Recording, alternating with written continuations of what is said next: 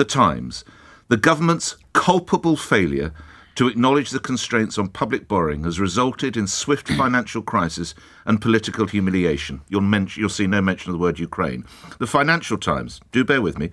To borrow from Ernest Hemingway, a government loses credibility gradually, then suddenly. The UK has proved a textbook example. Since Kwasi Kwarteng's reckless mini-budget last Friday, the pound touched an all-time low against the dollar, gilt yields surged, banks scrambled to pull mortgage products, and the IMF issued a scathing rebuke of the Chancellor's plans.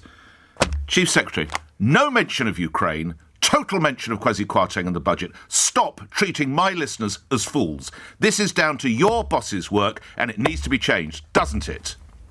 No, well, if you listen to the reaction of British business organisations to Kwasi Kwarteng's growth plan on Friday, like, for example, the Confederation of British Industry, the CBI, the Federation of Small Businesses, the British Chambers of Commerce, they all strongly welcomed the growth plan, and they are the organisations that represent British businesses. Do you think they strongly welcome the collapse of their pension funds? Just bear with me as I bore with you.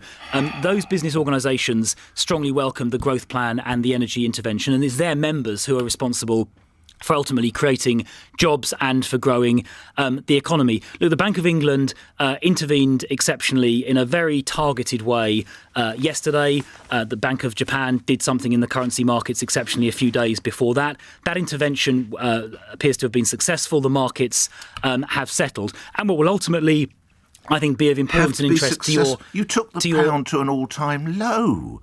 Is that success? God almighty, what's failure in your book? Well, I mean, it's obviously, I'm not going to offer running commentary on the country market, but it has gone up since then, I would just respectfully point out. And what is ultimately important is that we get this economy growing, we get people's wages going up. That is what the growth plan will do, and make sure we have an internationally competitive set of tax rates. We're going to expedite infrastructure projects like road and rail and energy, so we're not importing electricity.